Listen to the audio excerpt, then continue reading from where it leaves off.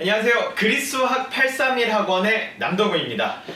오늘은 우리가 청국어 2학년 수학 2에 대한 내신 분석을 하기 위해서 선생님이 자리했습니다.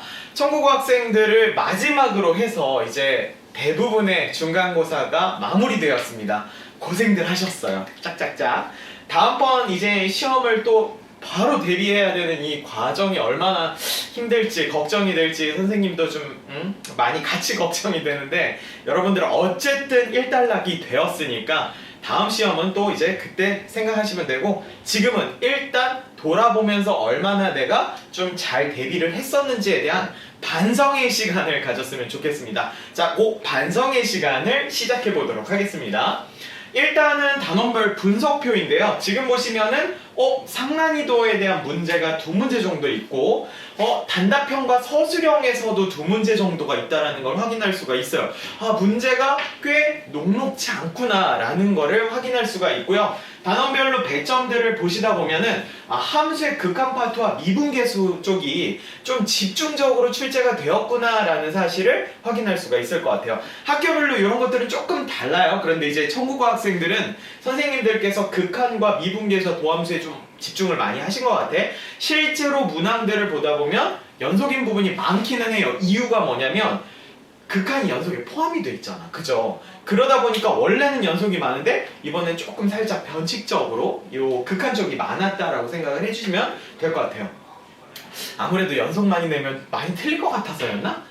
그런 생각을 조금 하게 되었습니다. 시험 정보는 이제 여러분들이 보셨을 때 부교재는 학교 추가 프린트가 없다라는 거 확인이 되죠. 자, 그리고 증명문제 개수 없고 합답형이 없었어요. 자, 그런데 중요한 건 EBS나 기출문제가 활용이 많이 됐다는 점, 그거를 기억을 해주시면 좋겠습니다. 시험별 이제 문항이요. 문항별 상세 분석지인데 1번부터 시작을 해서 서술형 5번까지 진행을 하는 동안 저희 학원에서 그리수학 학원 수학 끝까지 해내는 힘 자료를 준비를 해드렸는데 빠짐없이 다 나왔어요. 정말 이럴 수가 있을까라는 생각이 들 정도로 너무 자료에 대한 매칭이 좋아서 공부를 열심히 반복한 친구들이 성적이 잘 나왔다라는 사실을 조금 전해드리면서 자랑 조금 했습니다. 이렇게 이제 우리도 이제 적중을 많이 해놓고 있다라는 거는 그만큼 자료에 대한 준비가 철저하구나라는 생각을 해주시고, 궁금하신 분들은 오셔서 같이 공부하시면 되겠습니다. 시험 범위와 단원별 문항수는 이렇게 돼 있는 거 체크를 해주시면 되겠네요. 자, 출제 경향입니다. 서술형 특징에서 1번부터 쭉 5번까지 한번 확인을 해볼 건데요. 1번 같은 경우에는 함수 극한에 대한 기본 문제였어요. 2번 같은 경우에는 미분계수의 이해와 기울기의 최대값을 구하는 그 과정에 대해서 이제 나왔는데, 이런 것들은 우리가 이제 유형적인 측면에서 조금 많이 나와요. 기출유형에서도 많이 나오기 때문에 익혀놓으시기만 하면 꽤 괜찮게 빠르게 풀 수 있다, 기계처럼 풀 수 있는 유형이다 라고 생각을 해주시면 돼요. 나는 조금 낯설었는데 라고 하면 유형 조금 덜 본 거야.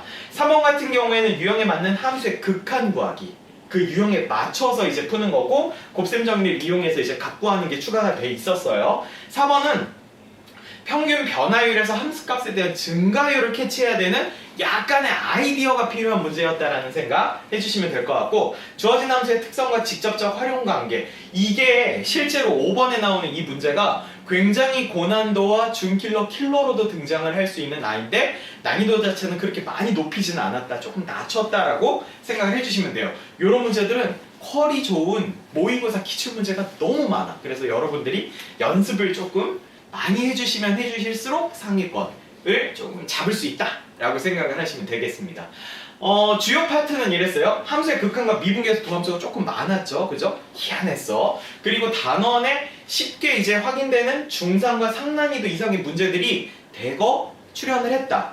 근데 중상과 상난이도이긴 했어도 유형적으로 많이 접했을 법한 아이들이기 때문에 학습의 정도에 의해서 분명히 성적이 결정되었을 것 같다라고 말씀을 드릴 수가 있겠습니다. 문제 특징은 이랬어요. 난이도 순으로 문항이 배치가 돼 있어서 내가 시험 볼 때 조금 고득점을 맞을 거야 라고 하면 이제 뒤쪽에 신경을 많이 쓰시고, 나는 고득점 공부를 좀 많이 못했어 라고 한다면 앞부분에 조금 많이 여러분이 시간 투자를 하면 좋겠다라는 생각을 좀 하고 있습니다. 서술형이 문제수에 대비해서 배점이 조금 낮았다라는 거, 그러면은 서술형에 대한 부담감을 좀 줄여주고 있다라는 생각을 해주시면 될 것 같고요. 중상이나 상난이도의 비중이 높았어요. 그래도 아까 얘기했지만 계속해서 봐왔던 문제들의 유형이었다. 공부만 했었다면, 착실히 잘 그런 과정을 밟아왔다면 성적은 분명히 받을 수가 있었을 것 같다. 자, 고득점 보도록 하겠습니다. 고득점 문제가 2문제 정도 나왔어요. 나조건의 함수 변형을 통한 가에 대입하는 문제. 이거 확실하게 준킬러로 많이 나왔던 문제예요. 보통 여러분들이 fx라고 해서 식이 써 있을 거예요. 이걸 이제 함수식이라고 할 거고, 함수식이 등장하는 문제들은 보통 2가지를 사용을 해요. 첫 번째는 식변형에 의한 대입, 두 번째는 그 식 자체에 대한 특성 활용이라고 해서 이 2개에 대한 문제풀이의 형식은 항상 그대로 갖고 간다. 난이도가 높을수록 이 2가지를 전부 다 활용을 한다 라고 생각을 해주시면 될 것 같고요.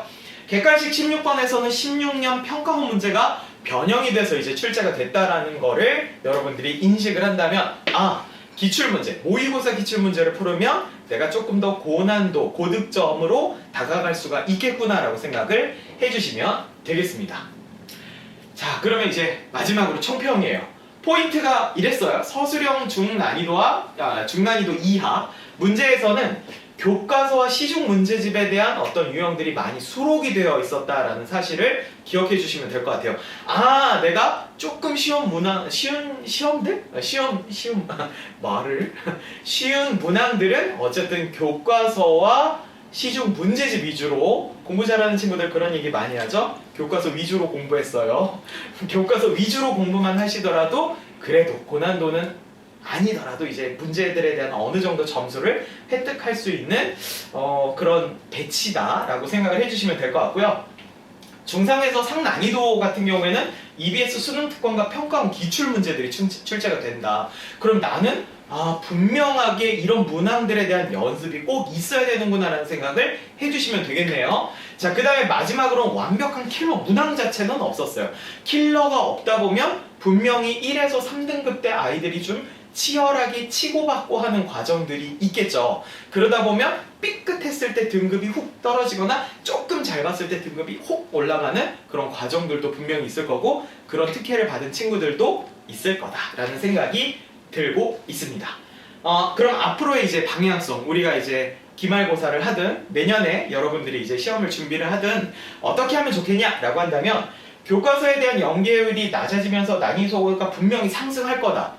여기에 지금 이 시기가 어떠냐면 우리는 코로나 시기에 있어요. 이게 이제 다시 좀 잠잠해지면 예전에 대한 문제 출제 기조로 들어가겠죠? 그렇게 되면 난이도는 올라갈 거다. 청국어의 예전 문제 스타일을 본다면 그랬었다 라고 조금 생각을 할 수가 있을 것 같고요. 출제 문제 단원 편차가 있어서 수업에 집중해야 된다. 이게 무슨 소리냐면 어떤 단어는 나오고 어떤 단어는 안 나온다는 소리예요. 그럼 선생님들이 분명히 수업 때 강조할 거란 말이지. 그럴 때 여러분들이 잘 캐치해 주셔야 돼요. 그 다음에 마지막으로 기출과 EBS 문제를 공부하시면 고득점까지도 노릴 수가 있다라는 사실을 확인할 수가 있겠습니다. 괜찮으신가요?